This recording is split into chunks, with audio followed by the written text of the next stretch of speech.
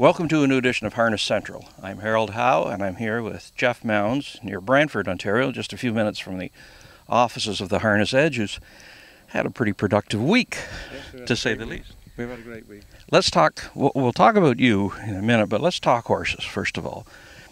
Lions Somewhere. This is a 3-year-old, some beach somewhere, that you bought from Hanover Shoe Farms for $55,000. He won a race last week. Mm-hmm. He wasn't supposed to beat He's Watching, according to many people, but he did. $437,000. Biggest win of your career as an owner, I gather? Yes, it was. Yeah, it was a big win. And what did he do right? He got to the front and stayed there. Now, he did. He got the lead, and Jimmy Tactor trains him. And I guess this is a pivotal year for you in that you've sent some horses to Jimmy Tactor, to Ron Burke, and you've been really ringing the bell. But this guy in particular, now that he's won the cane, he moves up the pecking order a little bit. And I guess, what do you think of him overall as a horse? Oh, he's a great horse. As a 2-year-old, he was a good horse. He was very, very lightly raced because he had a bit of I wouldn't say an injury, but he was dogged with a few little items.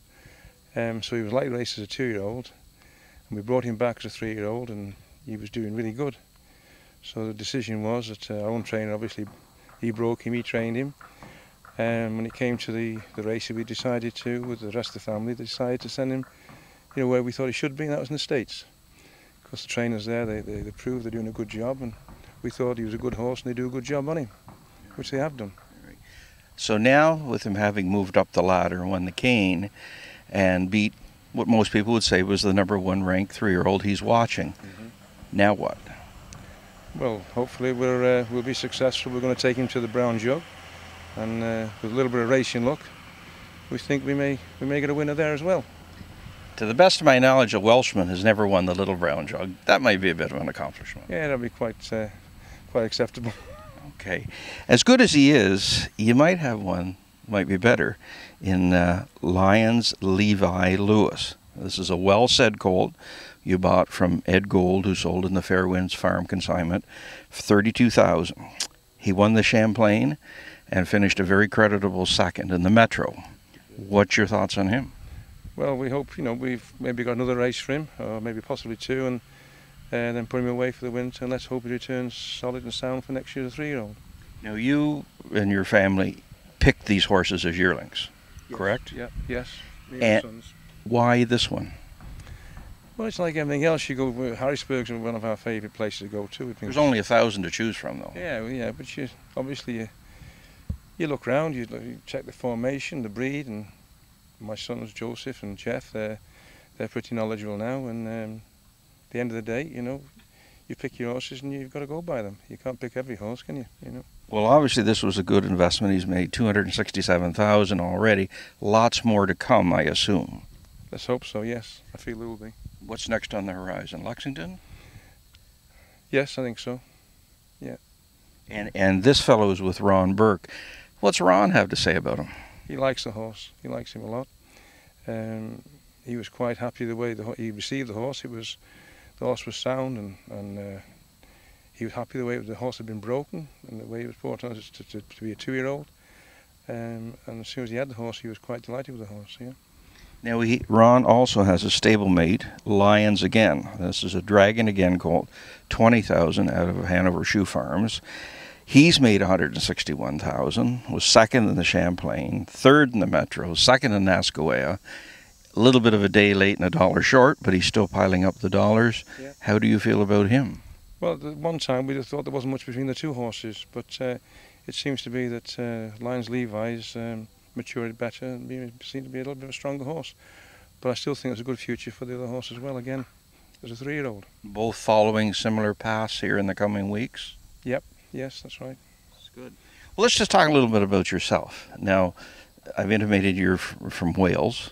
And what the devil are you doing in Brantford, Ontario? Well, we've been coming to Canada now for 30-odd years, visiting my family.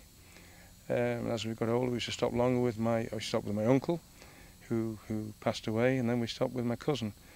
Our stays got longer and longer, and we decided, well, the wife and I and the family, we like Canada a lot, So I thought we'll buy somewhere over here and spend a bit more time.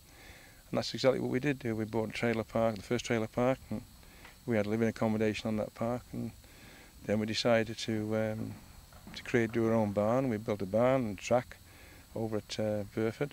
So just to back up now, your business is primarily in Wales, and it's what you call caravan parks, what we call trailer parks, but it's not really how we define trailer parks.